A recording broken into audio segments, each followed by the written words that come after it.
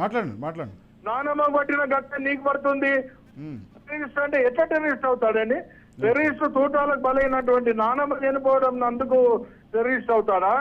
లేకపోతే భారతదేశం ప్రపంచంలో శాంతి కోరుకొని యువత రాజకీయాల్లోకి రావాలా, యువత ఉంటేనే దేశం అభివృద్ధి చెందుతాయని టెక్నాలజీ పట్టుకొచ్చినందుకు రాహుల్ గాంధీని ముక్కలు చేసినందుకు ఈయన టెర్రరిస్ట్ అవుతాడా? దేనికి అవుతున్నాడు? ఇవాళ బీసీలకు అన్యాయం జరిగింది దేశం మొత్తంలో.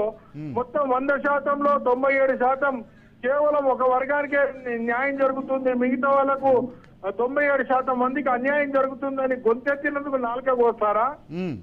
దేనికోసం? బీజేపీ వాళ్ళకు సిగ్గు శరం ఉంటే అసలు వాళ్ళు చెప్పాలి ఇవాళ ఎందుకు రాహుల్ గాంధీ మీద మాట్లాడుతున్నారని. అసలు వాళ్ళకి స్వాతంత్ర పోరాటంలో సంబంధం లేదు, తెలంగాణ విలీనంలో సంబంధం లేదు. మా నాయకుడు సర్దార్ వల్లభాయ్ పటేల్ ని తీసుకొని వాళ్ళకు ఒక నాయకుడు లేడు, ఓ సిద్ధాంతం లేదు. ఎంతసేపు మతం మీద మా రాజకీయం చేసి లబ్ధి పొందాలనే యావదప్ప ఈ దేశంలో ఏకత్వం ఉంది. అన్ని కులాలు మతాలు అన్ని కలిసి కూడా ఈ దేశానికి స్వాతంత్రం తెచ్చారు. ఈ ప్రజాస్వామ్యాన్ని కాపాడుకునే ధ్యాస వాళ్ళకి లేదు. ఇవాళ రాహుల్ గాంధీ గారు ఎప్పుడైతే ప్రజాస్వామ్యం కోసం మాట్లాడుతున్నారో వాళ్ళు జీర్ణించుకోలేకపోతున్నారు. కానీ జగదీశ్వరరావు గారు ఇంకో వ్యాఖ్య కూడా చేస్తుంది. బీజేపీ నాయకులంతా కూడా దేశవ్యాప్తంగా ఇంకొక వ్యాఖ్యలు కూడా చేస్తున్నారు, చాలా ఘాటుగానే కామెంట్ చేస్తున్నారు మీ కాంగ్రెస్ పార్టీ పైన, ప్రత్యేకించి రాహుల్ గాంధీ పైన.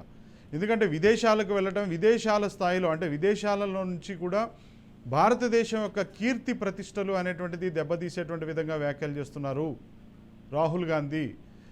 భారతదేశ కీర్తి ప్రతిష్టలను దిగజారుస్తున్నారు అనేటువంటి స్థాయిలో కూడా మాట్లాడుతున్నారు. సార్ నేను ఒక్క మాట చెప్తున్నా, యూపీఏ ప్రభుత్వం ఉన్నప్పుడు శ్రీమతి సోనియా గాంధీ గారు యూపీఏ చైర్మన్ నుండి ఒక నిష్ణార్థుడైనటువంటి ఎకనామిస్ట్ ని తీసుకొని వచ్చి ఈ దేశానికి భారత ప్రధానమంత్రి చేసింది. మన్మోహన్ సింగ్ గారు ఈ దేశ ఆర్థిక స్థితిగతులు పెంచుతూ దేశ అభివృద్ధి చేస్తున్నప్పుడు మోడీ గారు భారత ఇతర దేశాలకు పోయి మాట్లాడింది ఏంటండి? ఆ రోజు మాట్లాడింది మీరు మంచి మాట్లాడిరా? దేశం చేయాలని మాట్లాడలేదా? దేశం మతతత్వం రేగెట్టాలని చెప్పి మాట్లాడలేదా? దేశం మీద భక్తి మీకుందా? మీ ఆర్ఎస్ఎస్ ఏదైతే బ్యాక్గ్రౌండ్ గా ఉండి బీజేపీ నడిపిస్తుందో 2002 వరకు జాతీయ జెండా వాళ్ళ ఆఫీస్ మీద ఎగరేయలేదండి. కోర్టు చెప్పిన తర్వాత వాళ్ళు జాతీయ జెండా ఎగరేసారు. వాళ్ళకి జాతీయవాదం ఎక్కడుంది? జాతీయవాదం మాట్లాడినంటే ప్రజాస్వామ్యం కోసం మాట్లాడారు. ప్రపంచ దేశాలలో గొప్ప ప్రజాస్వామ్య దేశం ఏదంటే భారతదేశం అని ఉంది. మీరు చూసినారు మోడీ గారు వచ్చిన తర్వాత ఎన్ని దేశాలు, గల్ఫ్ దేశాలు కానివ్వండి, యూరోపియన్ దేశాలు కానివ్వండి, భారతదేశంలో ప్రజాస్వామ్యం దెబ్బతింటుందని చెప్పి వారు ఎంతగానో చెప్పినారు. ఆ విషయాన్ని ఇవాళ రాహుల్ గాంధీ గారు పోయి అది అంతా కూడా మేము సరిదిద్దుతాం, మా భారతదేశానికి గొప్ప కీర్తి ఉందని వాళ్ళు చెప్పడం తప్పండి ఇవాళ.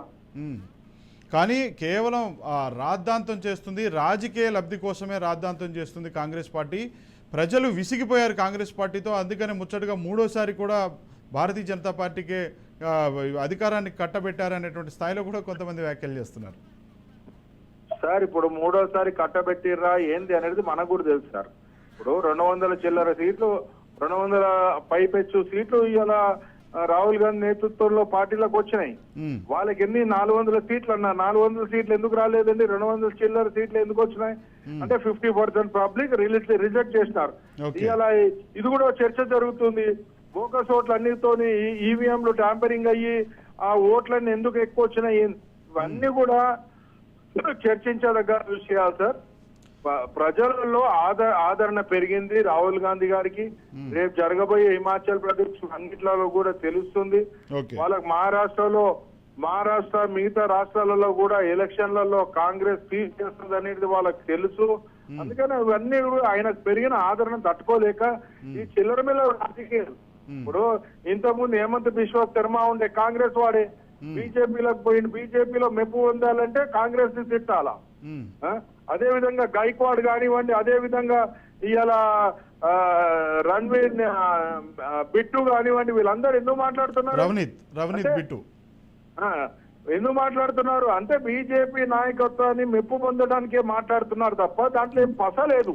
థ్యాంక్ యూ జగదీష్ రావు గారు ప్రజలు కూడా గ్రహిస్తున్నారు రాహుల్ గాంధీ ఎంత మెచ్యూరిటీతోని ఏ విధంగా ఏ సాక్రిఫైస్ ఫ్యామిలీకి వచ్చిండు. ఇవాళ పదవులు వాళ్ళకు తునప్రాయంగా వదిలిపెడుతున్నారండి. పదవి కావాలంటే గొప్ప విషయం కాదు వాళ్ళకి ఎప్పుడో ప్రధానమంత్రి అయ్యేవాళ్ళు. అయినా సోనియా గాంధీ గారు రాహుల్ గాంధీ గారు పదవులన్నీ త్యాగం చేస్తూ